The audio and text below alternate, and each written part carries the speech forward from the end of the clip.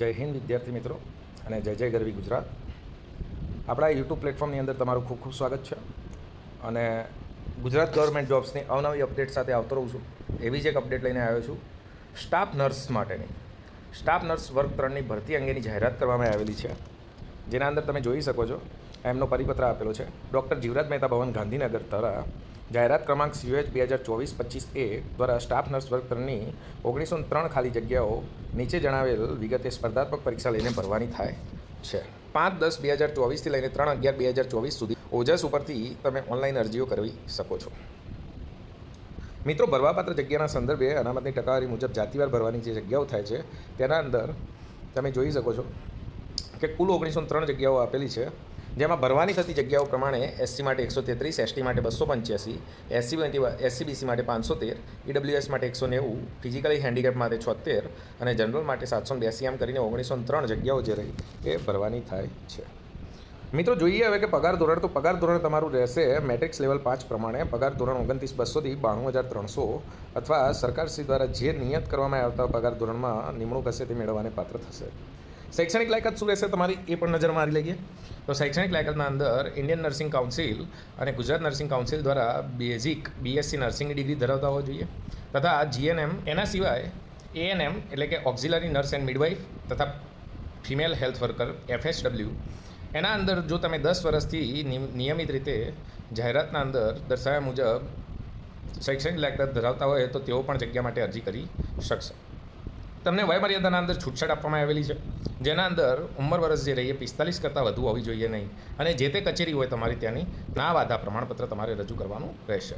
ત્યારબાદ તમે જોઈ શકો છો કે કોમ્પ્યુટર અંગેની તમારે જાણકારી હોવી જોઈએ, જેના અંદર તમારે કોમ્પ્યુટરનું જ્ઞાન ધરાવતા હોવા જોઈએ અથવા તો ડિપ્લોમા અભ્યાસક્રમ કોમ્પ્યુટરના અંદર થયેલો હોય એવું અથવા તો પછી ધોરણ 10 અને ધોરણ 12ની પરીક્ષાના કોમ્પ્યુટર વિષય સાથે પાસ કરેલી હોય તેવા પ્રમાણપત્રો તમારે રજૂ કરવાના રહેશે. અનુસૂચિત જાતિ, અનુસૂચિત જનજાતિ, સામાજિક અને શૈક્ષણિક રીતે પછાત વર્ગ અને આર્થિક રીતે નબળા વર્ગો માટે તમે જોઈ શકો છો બરાબર કે તમારે જાતિ પ્રમાણપત્રો રજૂ કરવાના રહેશે અને SC/BC હોય તો તમારે નોન ક્રિમિલિયર તથા EWS હોય તો EWS ઇકોનોમિકલી વીકર સેક્શન્સનું તમારે પ્રમાણપત્ર રજૂ કરવાનું રહેશે. આ પ્રમાણપત્ર જે રહ્યા એ 1/4/2022થી 3/11/2024 દરમિયાન મેળવેલું હોય તેવું પ્રમાણપત્ર લાવવાનું રહેશે, તો જ તમને એના ફાયદા મળશે અને કેટેગરીની અંદર અનામત જગ્યાનો લાભ મળશે. EWSના અંદર 13/9/2019ની જોગવાઈ મુજબ તમારે 3 વર્ષ સુધી જે EWSનું પ્રમાણપત્ર માન્ય ગણવામાં આવે છે 2/11/2021થી અરજી કરવાની જે આવે છે છેલ્લી તારીખ 3/11/2024 આ પાત્રતા મુજબનું પ્રમાણપત્ર હશે અને આ સમયગાળા દરમિયાન ઇસ્યુ થયેલ હશે તો જ માન્ય રાખવામાં આવશે EWS માટે. વયમર્યાદાના અંદર તમે જોઈ શકો છો કે 3/11/2024 જે અરજી કરવાની છેલ્લી તારીખ છે ત્યાં સુધીમાં 20 વર્ષથી ઓછી ના હોવી જોઈએ ઉમેદવારની અને 40 વર્ષથી વધુ ના હોવી જોઈએ.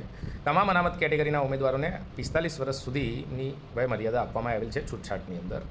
પરીક્ષા પ્રક્રિયાની વાત કરી લઈએ. પસંદગી પ્રક્રિયા કઈ રીતે થશે?